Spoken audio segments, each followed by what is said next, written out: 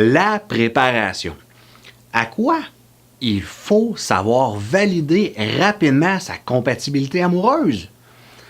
Qu'est-ce que j'entends par compatibilité amoureuse? On connaît tous le feeling, hein? Puis on aime ça se fier à notre feeling, hein? Ah, je le sens, là, ça c'est le bon. Oh, je le sens, ça c'est la bonne. Mais savez-vous qu'est-ce qui crée notre premier feeling? Mais c'est l'attrait physique. Ah, il est donc beau. Oh, oh, elle est belle. C'est ce qui crée notre premier feeling. Oui, le feeling est important. Il est essentiel même. Mais laisser à lui seul le feeling, ça suffit pas. Si on veut pouvoir bâtir une relation de qualité et durable, il faut être en mesure d'outrepasser l'attrait physique, d'outrepasser notre feeling pour découvrir qui est cette personne. Et comment est-ce qu'on fait? Mais il faut simplement réfléchir à qu'est-ce qui est important pour nous dans la vie. Ensuite, poser les questions à l'autre, aller chercher l'information. Et très important, en rapport avec nos questions, mais il faut en prioriser certaines. Problématique avec ça, mais c'est qu'on ne le sait pas qu'il faut se préparer. Pourquoi est-ce qu'on ne le sait pas? Je vous donne un exemple. Première blonde, premier chum. Hey, il est donc cute, mais Colin qui est jaloux. La relation se termine, puis là on se dit, je le sais ce que je veux qu'il soit cute. Mais je sais aussi qu'est-ce que je veux pas. Je veux pas qu'il soit jaloux. Rencontre une autre personne. Hey, il est cute. En plus, il est drôle. Il est pas jaloux, mais Colin, il est tout le temps avec ses chums. Pas moyen d'être tout seul avec. La relation se termine, puis là, on se dit, hey, là, j'ai l'expérience, hein? Je sais qu'est-ce que je veux. Je veux qu'il soit drôle. Je veux qu'il soit cute. Mais je sais aussi qu'est-ce que je veux pas. Je veux pas qu'il soit jaloux. Et je veux pas qu'il soit tout le temps avec ses chums. Et ainsi de suite. C'est ce qui fait qu'on valide notre compatibilité amoureuse selon nos expériences de vie. Donc, si je vous demande, là, le savez-vous ce que vous voulez? Hein? Le savez-vous? Et si je vous demande, encore plus facile, savez-vous ce que vous voulez pas? Le savez-vous? La problématique, là, c'est que de façon générale, nos expériences de vie représentent ça, versus tout ce que la vie peut nous proposer qui est ça. Ce qui m'amène à vous poser une autre question. Qu'est-ce que vous savez de votre compatibilité amoureuse avec une personne qui a des qualités, des défauts, des valeurs, des habitudes de vie auxquelles vous n'avez jamais été confronté? Je vous donne un exemple. J'ai aidé un jeune homme, 28 ans, Patrick. Pas d'enfant, il a envie de rencontrer une fille, puis ça ne lui dérange pas si la fille elle a des enfants, mais il n'a jamais vécu ça. Donc, si on voulait augmenter ses chances de vivre une belle expérience, il se devait de poser certaines questions et d'aller chercher certaines informations, et ce, dès le premier contact. Donc, théâtre. Bon, Patrick. Bonjour. Là, mon Patrick, tu me dis que tu es prêt à rencontrer une femme qui a déjà des enfants et que toi, t'en veux des enfants absolument. Donc, as-tu réfléchi à peut-être une des premières questions que tu devrais lui poser, c'est si elle en veut encore des enfants?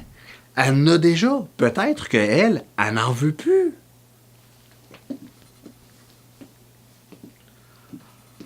Ah, ben oui, Benoît, t'as bien raison. Alors, moi, c'est sûr que je veux au moins un enfant. Donc, si la fille, elle veut pas d'enfant, je peux pas être avec.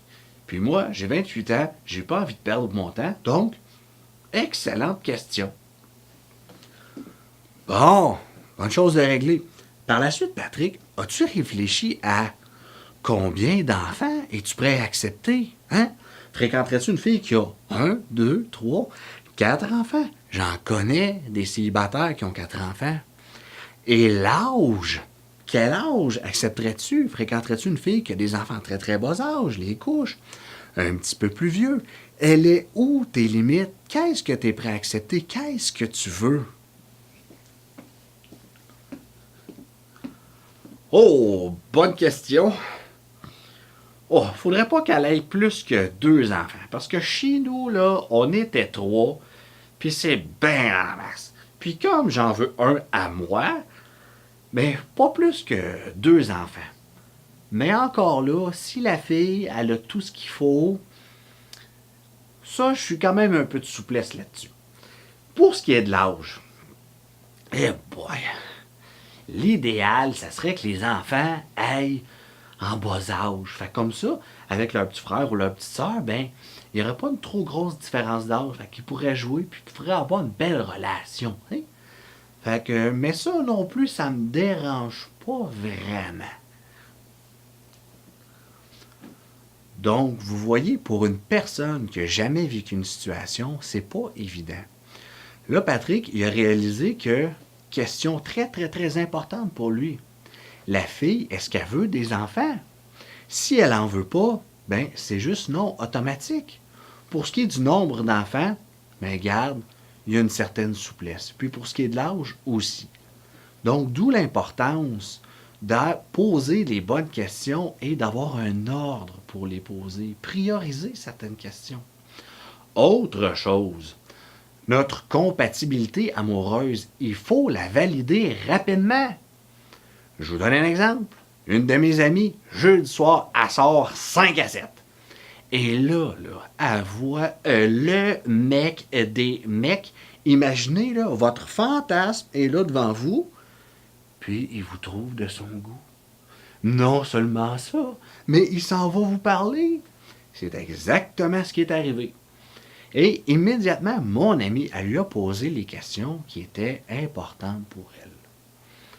Malheureusement, son sexe symbole, mais il n'y avait pas la même vision de la relation qu'elle. Donc, ça a terminé là. Puis elle me racontait, elle dit, tu sais Benoît, avant de lire ton livre, j'aurais pas su quelles questions poser. Ce qui fait que je serais probablement parti avec. Et là, qu'est-ce qui serait arrivé? Ben, il aurait sûrement couché ensemble. Si ça avait été le fun, mais là, le classique, il aurait appris tranquillement à se connaître. Mais tranquillement, pas vite aussi, mais il aurait développé des sentiments, de l'attachement, des émotions. Mais tranquillement, pas vite aussi, mon ami elle aurait réalisé qu'il y a des choses qui ne fonctionnent pas, mais pas en tout à part de ça. Ce qui fait que la relation, elle aurait fini par terminer. Mais combien de temps est-ce qu'une relation comme celle-là peut durer? Hein? 1 mois, 3 mois, 6 mois, 1 an? J'ai des gens qui ont des enfants, des relations comme ceux-là. Mais Benoît, c'est quoi la solution? 2 choses. Première, comme je vous en parlais un petit peu plus tôt, réfléchissez à qu'est-ce qui est important pour vous. La famille, les enfants, l'emploi, les activités. Posez les questions à l'autre. Allez chercher l'information. Deuxième option, j'ai développé un outil spécialement conçu pour ça, qui sont mes 63 questions pour orienter votre destin sur les sites de rencontres. Mais Benoît, t'as pris ça où? 63 questions! Savez-vous c'est quoi ça? Ça, c'est le nombre de fois où j'ai pensé avoir rencontré la bonne. Donc, mes questions viennent de mes expériences, mais elles viennent aussi de toutes les expériences des gens que je connais, le cerveau collectif qu'on appelle. Et elles viennent aussi des connaissances et de l'expertise du psychologue avec qui je travaille. Donc, si un jour, vous avez envie de faire l'exercice et d'y aller en profondeur, vous pouvez utiliser mon livre, puisque ça serait important de le faire. Si on résume toute notre préparation, OK, il faut apprendre à valider rapidement sa compatibilité amoureuse. Il faut outrepasser notre feeling, outrepasser l'attrait physique pour découvrir qui est cette personne-là. Puisque si on ne fait pas ça, on peut perdre notre temps avec une personne qui ne nous convient pas. C'est bon pour la préparation? Maintenant, on va monter ma fiche pour le site de rencontre.